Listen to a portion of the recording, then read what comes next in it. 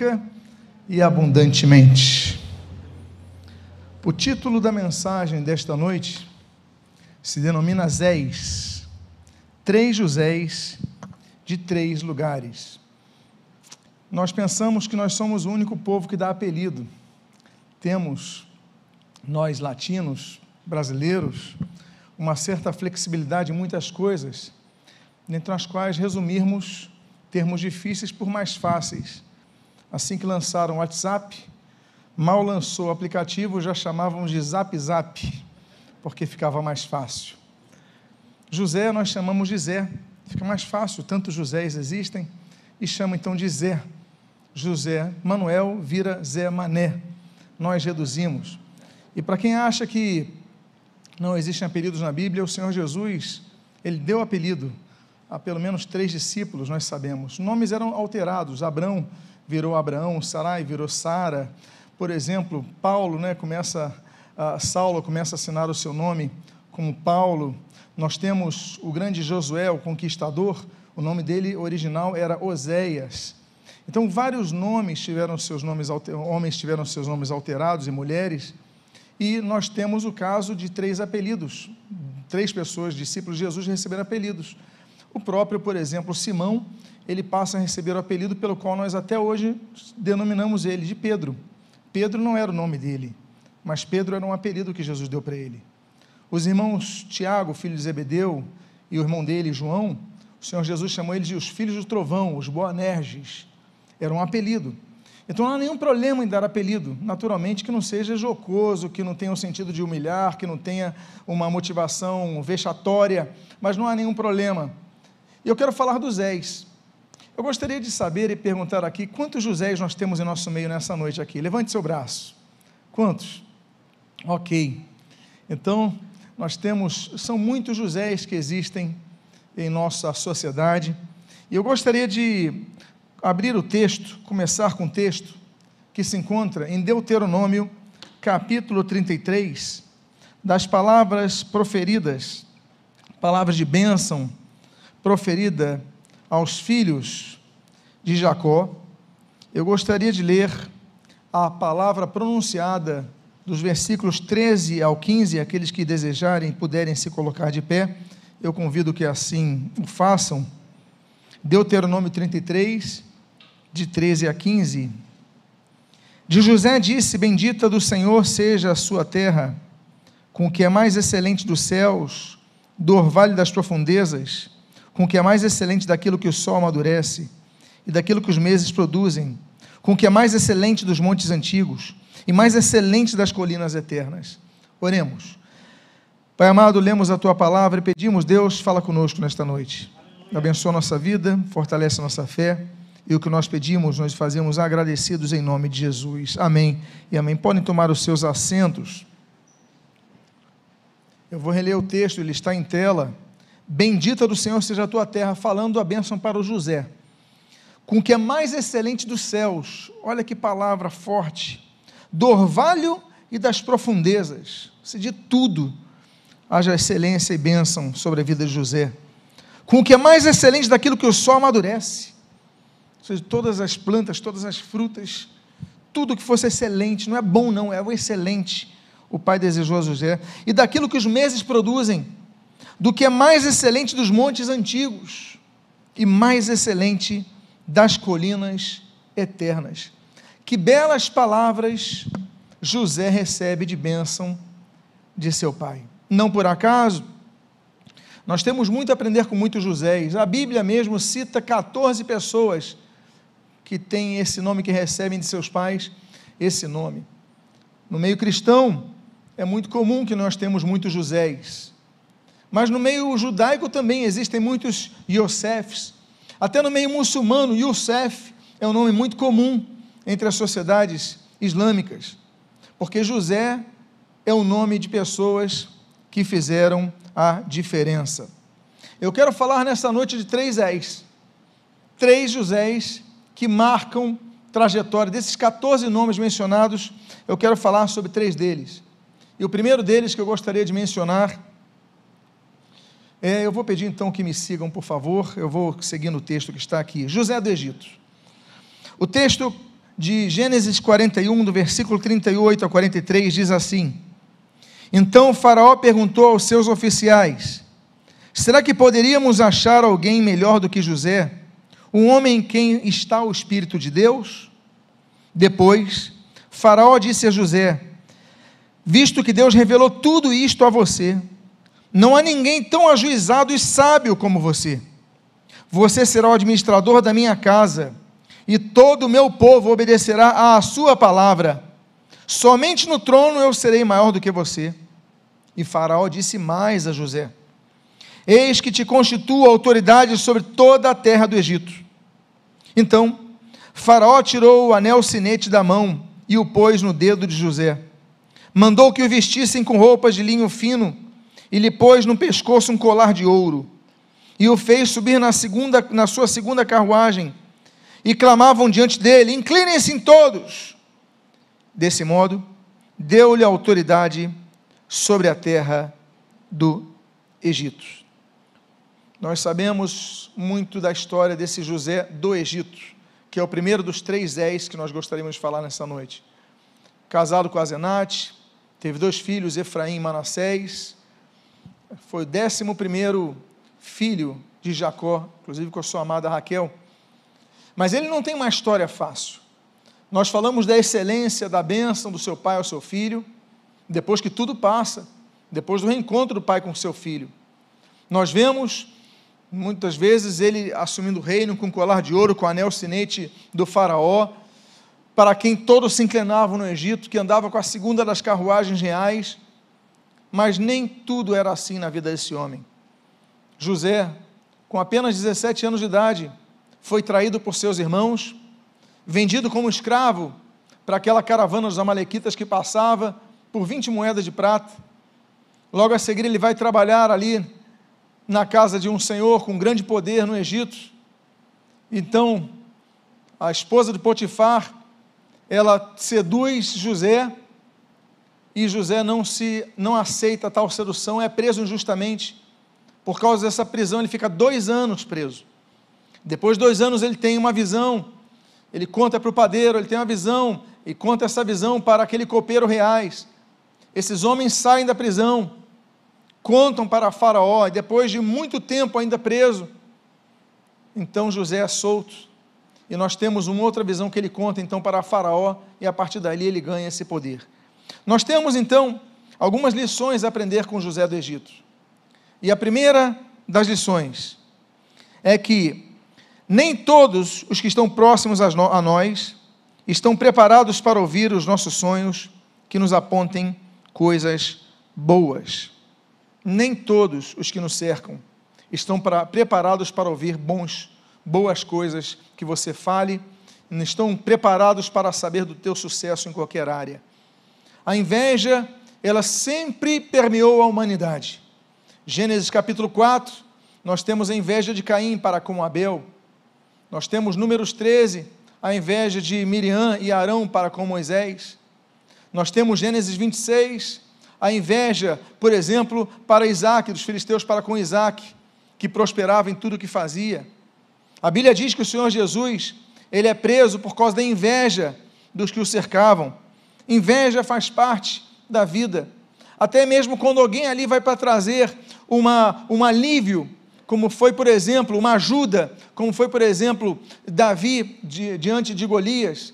A Bíblia diz em 1 Samuel capítulo 17, que Davi então se oferece, enfrenta Golias, derruba Golias, e no capítulo seguinte, capítulo 18, já vemos Saul tendo inveja de Davi. Então nós nem sempre estamos cercados de pessoas que vão vibrar com a nossa vitória, com as coisas boas. E a primeira coisa que nós devemos aprender é isso, é que nem tudo nós podemos entregar aos demais, porque nem todos são capazes de entender. Deixa as coisas fluírem. A Bíblia diz que José, ele teve um sonho, aquela espiga e as espigas que se inclinavam diante dele. A Bíblia diz que os seus irmãos sentiram inveja. Outro dia ouvimos uma pregação que falou muito bem sobre isso, a respeito do fato do que ele falou. E nem tudo que você vê, você deve falar, porque a Bíblia diz que há tempo de falar e há tempo de calar. nós devemos aprender a pesar a nossa boca, devemos aprender o que nós falamos, e essa é a primeira lição que nós aprendemos com José do Egito. Existe uma segunda lição que nós aprendemos com José do Egito. José era sensível às visões de Deus, fossem na liberdade ou na prisão. A Bíblia fala de 3 visões que José tem. A Bíblia fala ali em Gênesis 37, a visão que ele tem para os seus irmãos. A Bíblia fala em Gênesis capítulo 40, a visão que ele tem para o padeiro e o copeiro reais. E a Bíblia fala em Gênesis 41, da visão que ele tem para com o faraó. Era um homem sensível às visões de Deus. Era um homem sensível ao mundo espiritual. Era um homem sensível àquela realidade que os olhos naturais não veem. Amados irmãos, quantos sonhos nós temos? Todos nós sonhamos.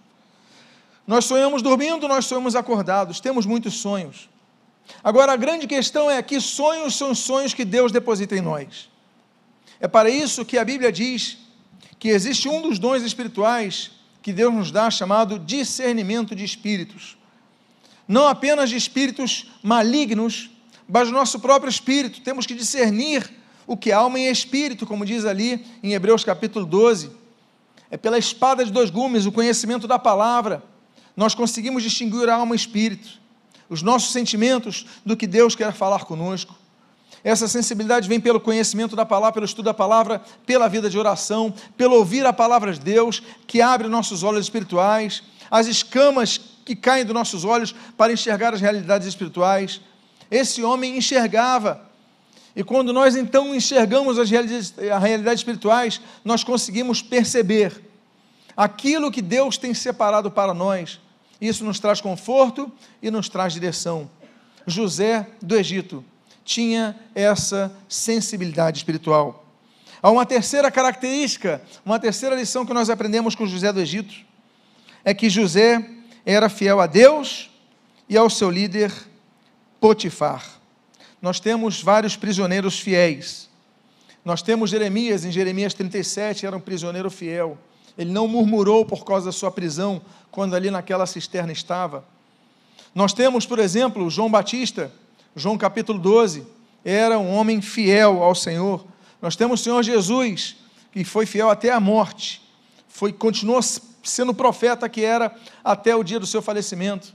A Bíblia diz que Jesus foi um prisioneiro fiel, João capítulo 18, Atos capítulo 16, nós temos ali o apóstolo Paulo como prisioneiro fiel. Tantos homens foram prisioneiros fiéis ao Senhor em todo o tempo, porque há pessoas que quando eles são retiradas das liberdades, quando passam por situações difíceis, quando são pressionados pelas situações, eles deixam a fidelidade de lado. Vocês são galileus. Não, eu não conheço esse homem, não conheço Jesus, nunca ouvi falar dele. E nos tornamos Pedros, que durante o momento do conflito, nós abandonamos Jesus. Mas a Bíblia diz que esse homem era um homem fiel. Tanto é que sozinho na casa de seu senhor, o Potifar, esse senhor não estava na sua casa, a mulher o seduz, e ele podia ser infiel para com Deus e infiel para com o seu patrão, mas ele prefere fugir. E por ter fugido daquela casa, aquela mulher o acusa de seduzi-lo e ele é preso injustamente. Olha o preço que pagam as pessoas que são fiéis. Então, quero dizer a vocês que nós temos muitas lições a aprender com José do Egito. Uma quarta lição que nós temos a aprender com José do Egito é que Deus não livrou José da prisão injusta e só o tirou depois de 2 anos naquele lugar. Deus não livrou Israel do deserto. Deus não livrou Davi da perseguição de Saul. Deus não nos livra de muitas situações difíceis que passamos. Por que eu estou experimentando perseguição? Porque eu estou experimentando enfermidade? Porque eu estou experimentando desemprego? Porque eu estou experimentando problemas na minha família? Porque eu estou experimentando isso ou aquilo? Porque estou passando pelo deserto? A Bíblia diz que Deus tirou Israel, depois de 430 anos escravos no Egito, os tirou do Egito da escravidão, para possuírem a terra prometida, mas eles demoraram 40 anos circulando no deserto. Meus amados irmãos, Deus tem propósitos para conosco no deserto. A Bíblia diz que, Deuteronômio capítulo 8, Deus nos leva ao deserto para ali nos humilhar. Há pessoas que dizem, eu sou filho do rei, eu não vou ser humilhado, mas a Bíblia diz que Deus nos leva para sermos humilhados ali, porque no momento da humilhação, era o momento que nós provamos verdadeiramente a nossa fé. Na humilhação, é como diz Deuteronômio capítulo 8, versículo 3, versículo 4 em diante, que é o momento que nós vemos, somos vistos como nós somos de fato, porque quando está tudo bem aqui na igreja, um louvor maravilhoso, nós temos aqui uma boa climatização, poltronas confortáveis, então ótimo, é fácil sermos fiéis aqui, mas no momento do deserto, quando ali estamos para murmurar a Deus, para reclamar, Deus, porque eu não consigo um emprego, pessoas que não merecem, são prósperas, eu sou teu servo, e eu ainda sofro um assalto, por que eu passo por essas situações? É nessa hora que nós vemos a nossa fidelidade ao Senhor, sermos fiéis, não apenas no momento de abastança, no momento de fartura, mas em todo momento. Deus não livrou, e eu digo para vocês, José da prisão, eu digo, não livrou da prisão injusta. O Senhor Jesus nunca fez nada de errado nessa terra, mas a Bíblia diz, em Lucas capítulo 4, assim como Mateus capítulo 4, que ele foi levado ao deserto para ser tentado. Ele foi levado ao deserto para passar por dificuldades. E a Bíblia diz que o Espírito Santo levou ao deserto para ser ali tentado por Satanás. Ou seja, Deus nos conduz ao deserto. Deus conduziu José à prisão. Deus nos conduz muitas vezes a situações que nós não queremos, não entendemos. Mas nós devemos entender o seguinte, compreender o seguinte, aquilo que o salmista escreve no capítulo 23 do livro desses cânticos de Salmos, a Bíblia diz, olha, mas ainda que eu ande no vale da sombra e da morte, eu não temerei mal nenhum. Por quê? Porque tu estás comigo. Nota bene, vale da sombra e da morte. Vale da sombra, você não vê sol, você não vê luz, você não tem esperança. No hebraico, é vale das sombras profundas, ou seja, que não há luz nenhuma. Como é que eu estou passando esse vale? Eu não estou vendo nada. E sombra da morte, ou seja, nos momentos mais difíceis, mas ele falou, não temerei, porque tu estás comigo. É no vale que nós aprendemos a viver pela fé. Diga à pessoa que está do seu lado, é no vale que você enxerga as coisas pela fé.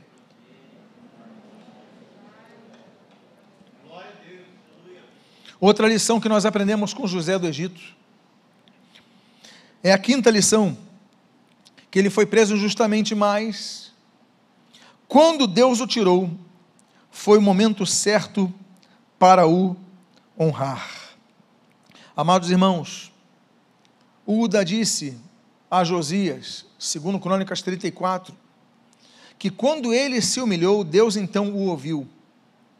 Deus não ouviu Josias enquanto ele era soberbo, porque Deus resiste ao soberbo, mas dá a sua graça aos humildes. É por isso que o Senhor Jesus fala ali em Mateus capítulo 23, olha, aquele que for humilhado, esse será exaltado, aquele que a si mesmo exaltar, esse vai ser humilhado. Nossa vida é um paradoxo, há uma inversão de valores, porque Deus, Ele procura um coração para habitar, e a Bíblia diz, através do profeta Isaías, que é um espírito quebrantado que Ele procura para habitar. Meus amados irmãos, temos que aprender a ser honrados, como o apóstolo Paulo falou, tanto sei ser humilhado, como sei ser honrado. Filipenses capítulo 4, nós devemos aprender a ser fiéis a Deus em todo momento, na humilhação e na honra.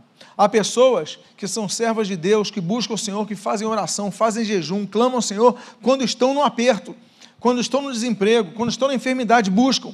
Aí passa toda essa fase, prosperam, estão bem, esquecem-se de Deus, pensam só em si próprios, não são pessoas fiéis. Nós devemos ser como Paulo, no momento de maior humilhação, no momento de maior exaltação, a nossa fé é a mesma.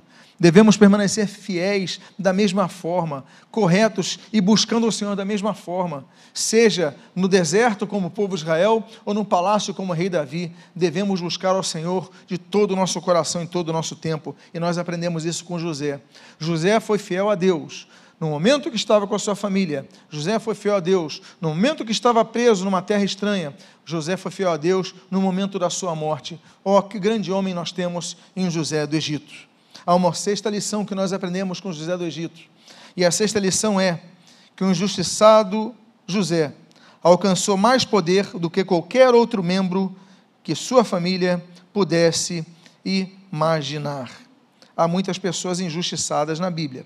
Nós sabemos, o Senhor Jesus mesmo, Lucas capítulo 22, a grande injustiça que foi o seu julgamento.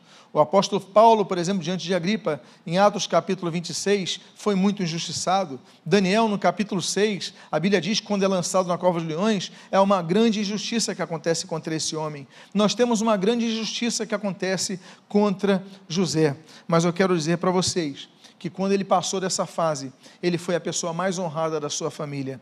A fase difícil na sua vida vai passar, que Deus quiser. Por quê? Porque como nós aprendemos em todo o livro de Jó, Deus permitiu a Jó passar por aquela fase. Jó perdeu tudo, mas no final, Deus recompensou Jó com muito mais. O importante é nos mantermos fiéis a Deus, e nós aprendemos isso com José do Egito. Nós temos uma sétima lição que nós aprendemos com José do Egito, é que apesar de maltratado por seus irmãos, José os perdoou, os abençoou e os sustentou. Amados irmãos, o Senhor Jesus, naquela colina, junto à próxima Cafarnaum, ao lado de Corazim, em frente ao mar da Galileia, o Senhor Jesus, ele trouxe aquele que é chamado de Sermão do Monte, Mateus capítulo 5, 6 e 7.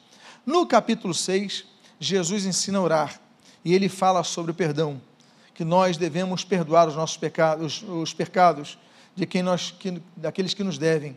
Nós devemos pedir a Deus nos perdoar, mas nós devemos agir com perdão para com outros, porque é muito injusto você apenas querer o perdão para si, e você não oferecer o seu perdão para outros.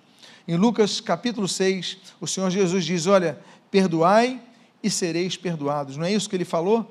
Como nós queremos receber o perdão se nós não perdoamos? É por isso que nós temos um texto, quando o Senhor Jesus, ele fala ali para para Pedro, em Mateus capítulo 18, sobre o perdão, quantas vezes devia ser o perdão. Para o judeu, ele pode perdoar 2 vezes, no máximo 3.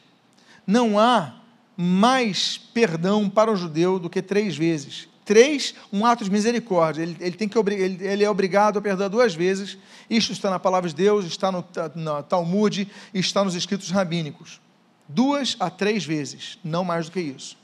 Pedro, ele chega e, querendo mostrar a superioridade dos discípulos de Jesus, ele fala, então Jesus, nós devemos perdoar 7 vezes. Como se ele fosse mais do que o dobro do que um judeu comum perdoaria. Aí Jesus, ele pega e ele, hiperbolicamente, ele fala o seguinte, não é 7 vezes, é 70 vezes 7. Jesus não queria dizer que era 490 vezes que nós devemos perdoar, é infinitamente, é sempre estarmos com o coração disposto a perdoar, e esse é um grande segredo que nós aprendemos de José.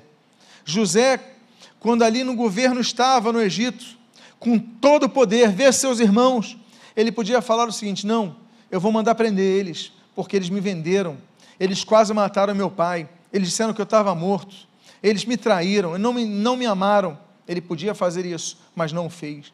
Ele podia, no mínimo, falar assim, não podem voltar para a sua terra, porque não há comida para vocês. Eu quero lembrar do contexto da profecia desse homem. José profetizou que viriam 7 anos de seca na terra, e 7 anos de fartura, se o faraó obedecesse e preparasse ali os armazéns, e ali faraó fez, e nos 7 anos de seca, houve 7 anos de fartura no Egito, mas nas outras terras, houve seca, houve fome, por isso os hebreus vieram ao Egito. Ele podia falar, nós do Egito não vamos dar dinheiro para vocês, não vamos dar comida para vocês, não vamos dar roupa, não vamos dar sustento, voltem para lá, mas ele perdoa. Nós aprendemos o poder do perdão. José os perdoa, José os abençoa, José os sustenta. Nunca mais aquela família, ela passou necessidade. Por quê? Porque José, aquele que foi desprezado, aquele que foi invejado, aquele que foi vendido, aquele que foi traído, aquele que foi lançado para longe da sua família, ele olhou para a sua família traidora e ele falou: eu só tenho uma coisa a fazer, que é perdoá-los. E como grande lição é esta, porque quão difícil é perdoar aqueles que nos ofendem. E nós temos uma última lição que nós aprendemos com esse Zé do Egito, José do Egito. A família que foi quase destruída pelos irmãos José, foi novamente unida por seu perdão. Essa é a oitava lição que nós temos. Então, meus amados irmãos, unidade. Esse homem, ele podia desunir a família de uma vez por todas. Ele podia falar: não, Benjamim fica e os outros voltam. Ele era o segundo no Egito, ele tinha todo o poder, mas ele decide reunir a sua família, pelo poder do perdão, pela grandeza desse homem. Eu falei do primeiro José. Agora eu quero falar do segundo José.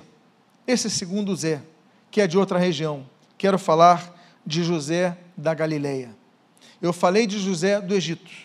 Agora eu quero falar de José da Galileia. Um outro Zé. O texto de Mateus, capítulo 1, eu gostaria de ler dos versículos 18 ao 21 e depois do 24 ao 25, e a Bíblia diz: o nascimento de Jesus Cristo foi assim.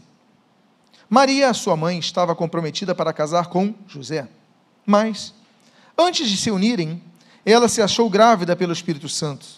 José, com quem Maria estava para casar, sendo um homem justo e não querendo envergonhá-la em público, resolveu deixá-la sem que ninguém soubesse. Enquanto ele refletia sobre isso, eis que lhe apareceu em sonho um anjo do Senhor, dizendo: José, filho de Davi, não tenha medo de receber Maria como esposa, porque o que nela foi gerado é do Espírito Santo. Ela dará à luz um filho, e você porá o nome dele de Jesus, porque ele salvará o seu povo dos pecados deles. Versículo 24. Quando José despertou do sono, fez como o anjo do Senhor lhe havia ordenado, e recebeu Maria por esposa. Porém, não teve relações com ela enquanto não deu à luz a um filho, e a quem pôs o nome de Jesus. Amados irmãos, José era descendente real. A Bíblia fala sobre isso, que ele era descendente de Davi, em Mateus capítulo 1, versículo número 20. A Bíblia diz que José e Maria tiveram outros filhos além de Jesus, como nós lemos ali em Mateus capítulo 13. Mas esse nascimento nos traz a história de José. Quando falamos do nascimento de Jesus, geralmente falamos muito de Maria. Maria é muito falada, Maria é muito comentada. Maria, inclusive, é adorada por muitas seitas e muitas religiões. Maria foi entronizada quase como uma outra divindade. Maria passou a ser uma intercessora a qual as pessoas clamam. E pouco se fala de José. Parece até que no Natal a gente fale tanto de Maria, fale dos reis dos magos do Oriente, fale de tantas coisas e às vezes nem menciona José. Mas esse homem José da Galileia, porque ele morava em Nazaré, e Nazaré fica na Galileia, esse homem é um grande homem em nossa história. E vamos aprender então algumas lições com esse homem. A primeira das lições que nós aprendemos com José é que ele era um homem justo, como diz a Bíblia. A Bíblia diz no Salmo de número 11 que Deus prova o justo. Não é porque você é um tzedek, você é um justo, uma pessoa correta, que você não vai ser provada por Deus. Deus prova o justo. Mas a Bíblia diz que o justo não vive pela sua justiça. O justo não vive pela força de suas mãos. O justo não vive pela recompensa de suas obras. Mas a Bíblia diz em Abacuque 2,4, assim como em Romanos capítulo 1, versículo 17, que o justo viverá pela sua fé. E é por isso que a Bíblia diz no Salmo de 92, aquele texto tão lindo, que o justo florescerá como a palmeira. O contexto é o deserto. A palmeira, aquela que produz a tâmara, é uma das árvores tão fortes que ela cresce no deserto e no meio do deserto ela dá flores. Ele florescerá como a palmeira. Esse homem era um homem justo. Nós aprendemos os qualificativos que a Bíblia traz sobre cada um dos seus personagens, não é verdade? E quando a Bíblia chama poucos homens justos, é porque são pessoas diferentes em sua sociedade. Noé era um homem justo, Daniel era um homem justo, nós temos então aqui José, a Bíblia diz, homem justo no meio da sociedade. Ele promovia a justiça, ele procurava a justiça, ele buscava o Senhor, era o homem correto diante do Senhor. Então nós aprendemos que nós devemos ser como José da Galileia, o homem justo. Há uma segunda lição que nós aprendemos com José da Galileia, este outro Zé, que ele era um homem sensível à voz de Deus e por isso obedeceu à visão angelical. Amados irmãos, o ministério dos anjos é um ministério que opera em várias formas. Nós temos, por exemplo, os anjos que vieram, Gênesis capítulo 19, trazer juízo sobre Sodoma e Gomorra, desceu fogo do céu contra aquelas cidades através de 2 anjos. Nós temos o anjo que destrói um exército de 135 mil dos guerreiros de Senaqueribe. Nós temos, por exemplo, o anjo que traz a 10ª praga no Egito, aquele anjo que passa por sobre a casa dos hebreus e traz mortandade aos primogênitos da terra do Egito. Mas nós também temos anjos que anunciam nascimentos, como Juízes capítulo 3, o anjo que anuncia o nascimento de Sansão, Lucas capítulo 1, o anjo que anuncia o nascimento tanto de Jesus como de João. Nós temos um ministério de anjos muito grande. Nós temos um ministério de anjos, por exemplo, para alimentar e sustentar pessoas no deserto, como foi ali em 1 Reis, capítulo 19, o anjo sustentando Elias, depois daquela provação no Monte Carmelo, e o anjo, a Bíblia diz ali em Mateus capítulo 4, que veio sustentar Jesus ali em Jericó, depois dos 40 dias no deserto, após a tentação por Satanás. O ministério de anjo é um ministério muito grande. A Bíblia fala, por exemplo, que os anjos acompanham os mortos em Cristo, Lucas capítulo 16, quando na sua morte, assim também como eles reunirão a igreja. Mateus capítulo 24 diz que quando houver o arrebatamento da igreja, os anjos reunirão a igreja. Eu quero dizer para vocês, do ministério dos anjos, como nós lemos ali no livro de Hebreus, o ministério dos anjos, capítulo 1, versículo 14, é ministrar para os que hão de herdar a salvação. Os anjos, eles vêm anunciar. Eles anunciaram tantas coisas. Por exemplo, nós temos ali, só no livro de Daniel, capítulo 3, capítulo 6, capítulo 8. Capítulo 3, aparece um anjo no meio da fornalha, com aqueles 3 homens, Sadraque, Mesaque e Abednego, que foram fiéis a Deus. Capítulo 6, nós lemos que Daniel testemunha, Deus enviou um anjo para fechar a boca dos leões. E nós temos no capítulo 8, o anjo descendo para trazer as revelações a Daniel. Então, o ministério dos anjos é muito profundo. Os anjos falam, Deus envia anjos, e muitas vezes, como nós lemos na palavra de Deus, nós não sabemos que são anjos, pessoas que estão do nosso lado. Por quê? Porque os anjos se materializam, os anjos tomam forma, os anjos jantaram com Ló, comeram como nós comemos, o Senhor Jesus partiu aquele pão já com o corpo glorificado.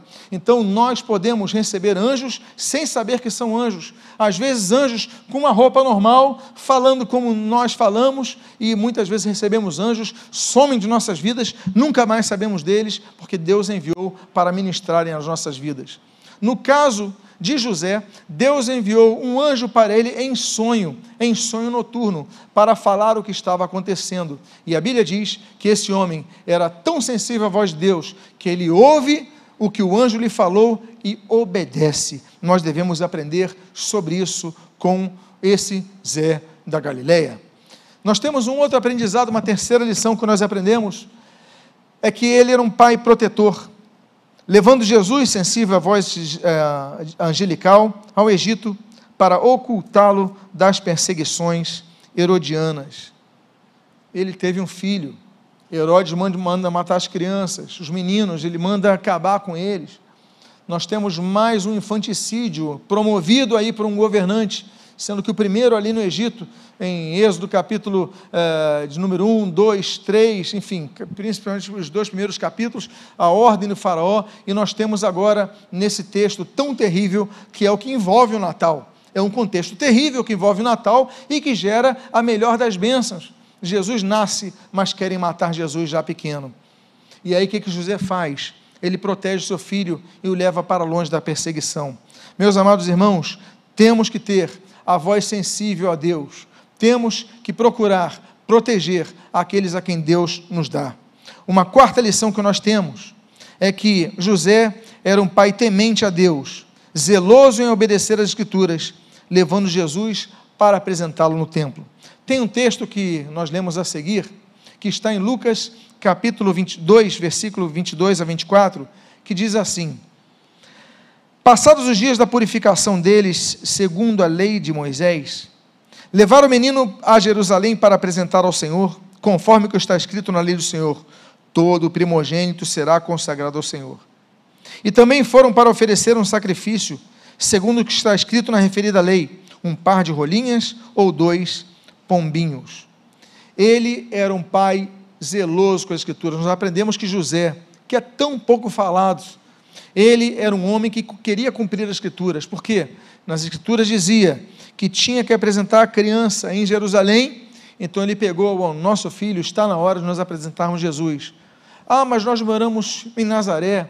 Ah, nós moramos ali naquela região centro-norte de Israel. Como vamos descer ali para Jerusalém, subir para Jerusalém? Né? Porque na verdade você vai subir uma montanha. Como nós vamos subir para ali? É caro, é distante, não temos ninguém ali. Mas José, ele fala: não, nós temos que apresentar nosso filho no templo, porque assim diz a palavra. Então nós aprendemos com esse José da Galileia, que é um homem que quer cumprir a palavra de Deus, é zeloso por praticar a palavra.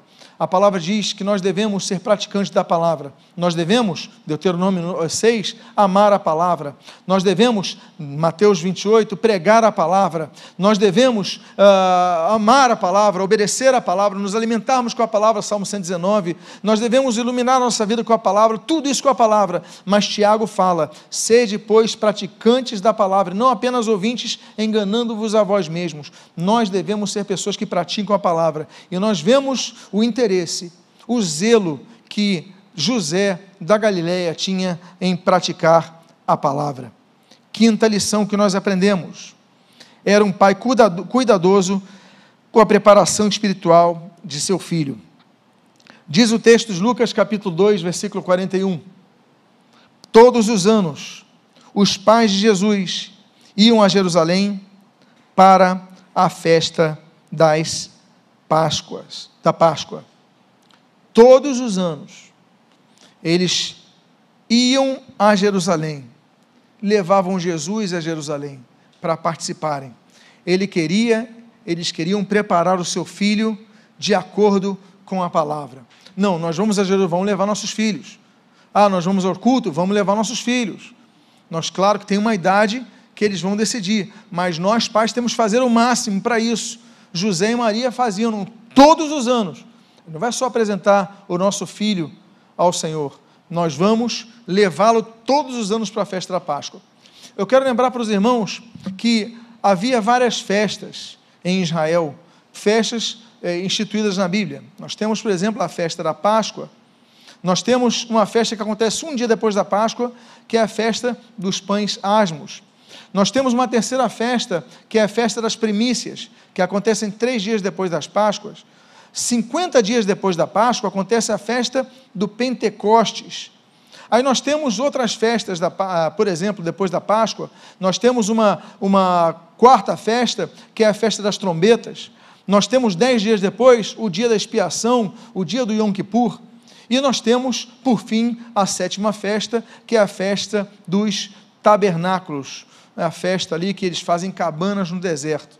Israel tinha 7 festas a comemorar, as quais nós citamos aqui. E nós vemos o zelo dos pais de Jesus em levar Jesus a Jerusalém para celebrar a Páscoa. Não deixaram de dar educação espiritual ao seu filho. Aprendemos com José que nós devemos dar educação espiritual aos nossos filhos, semear na vida dos nossos filhos a vida espiritual. Nós falamos de 2 Zés. Nós falamos de um Zé do Egito. Nós falamos de um Zé da Galileia. E quando eu falo Zé, não falo desrespeitosamente, apenas falo por apelido deles. E eu quero falar de um terceiro e último Zé, que é de uma cidade que fica a 8 quilômetros de Jerusalém, chamada Arimateia. José de Arimateia. Mateus capítulo de número 27, no versículo 57 ao 61, nós lemos o seguinte: ao cair da tarde, veio um homem rico de Arimateia, chamado José, que era também discípulo de Jesus. Este foi até Pilatos e lhe pediu o corpo de Jesus. Então Pilatos mandou que o corpo lhe fosse entregue. E José, levando o corpo, envolveu-o num lençol limpo de linho e o depositou no seu túmulo novo, que ele tinha mandado abrir na rocha. E, rolando uma grande pedra para a entrada do túmulo, foi embora. Enquanto estavam ali, sentadas em frente do túmulo, Maria Madalena e a outra Maria. Eu quero falar sobre as 5 últimas lições desta noite, as 5 lições que nós aprendemos com este outro Zé de Arimateia. A primeira das lições é que ele era um homem temente, que esperava o reino de Deus. Diz Marcos, capítulo 15, versículo 43, José de Arimateia, ilustre membro do Sinédrio, nós temos o slide desse texto, que também esperava o reino de Deus, dirigiu-se ousadamente a Pilatos e pediu o corpo de Jesus. Veja que aqui nós temos 2 características. Ilustre membro do Sinédrio. O Sinédrio era uma assembleia constituída de 71 pessoas, 35 partidários dos fariseus, 35 partidários dos saduceus e um presidente, um nasci, né? E nós temos ali a figura do sumo sacerdote. Pois bem, então esse era o Sinédrio. Dentre os 70 membros do Sinédrio, nós temos 2 seguidores de Jesus. Um é Nicodemos e outro é José de Arimateia. Esse José de Arimateia nos mostra nesse texto que nós lemos o seguinte, que também esperava o reino de Deus. Era um homem temente, que tinha visão espiritual, que tinha conhecimento da palavra sobre a instituição do reino de Deus.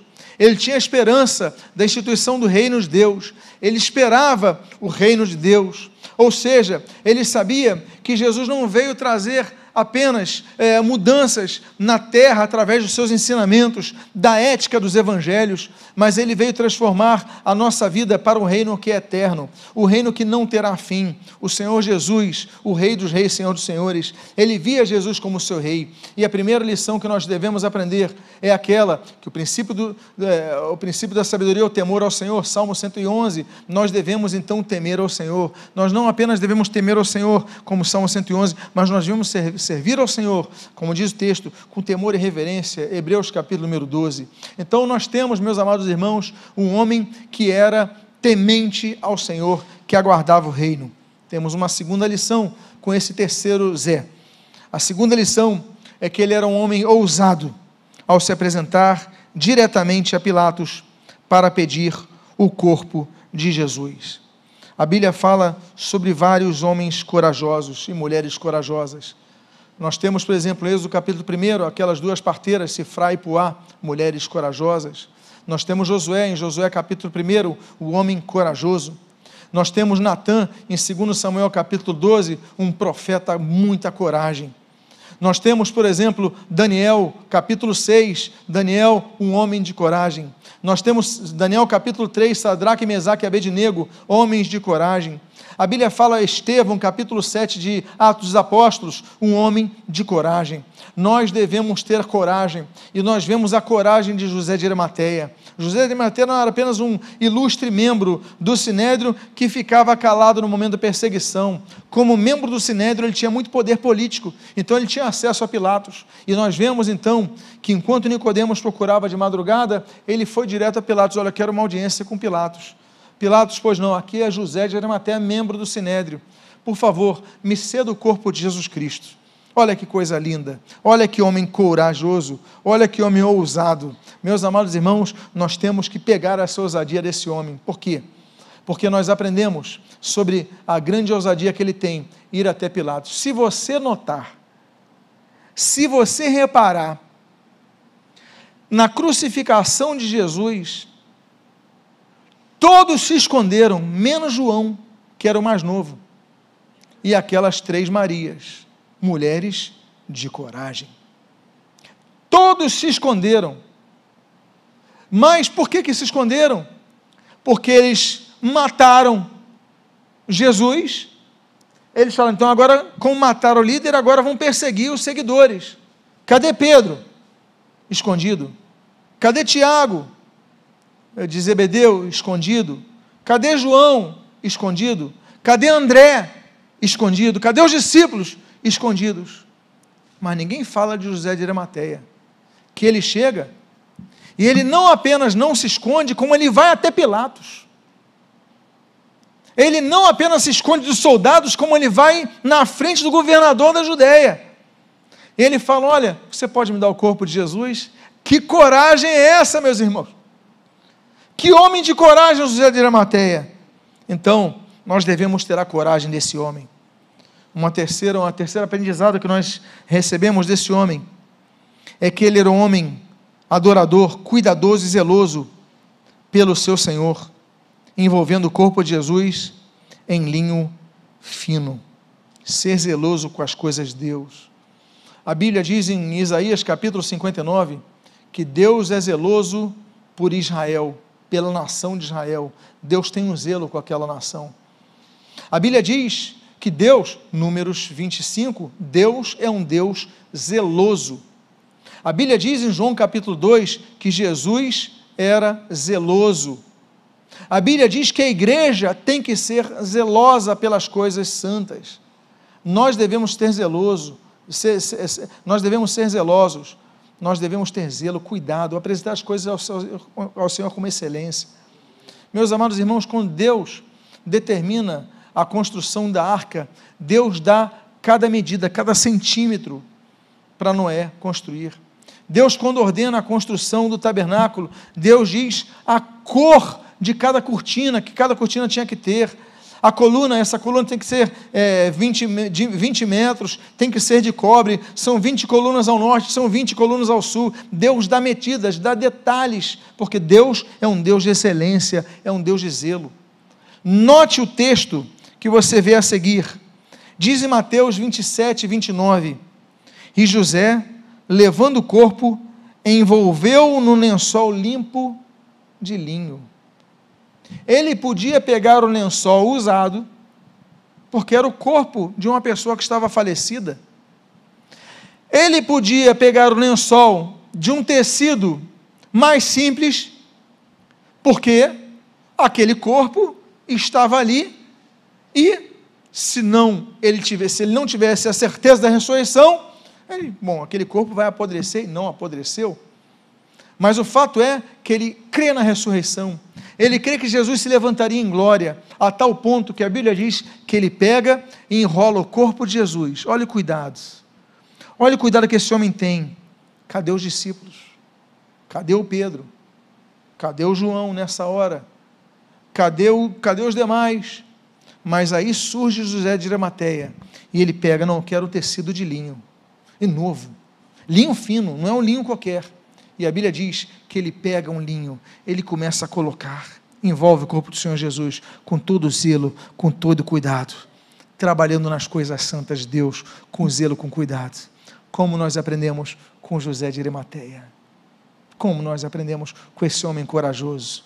Quarta lição: era um homem abnegado pela sua fé em Cristo, cedendo o seu jazigo e de sua família ao corpo de Cristo, mesmo sabendo que nos locais onde os condenados fossem enterrados, ninguém poderia usá-lo. Diz o texto do versículo 60, na primeira parte: e o depositou no seu túmulo novo, que ele tinha mandado abrir na rocha.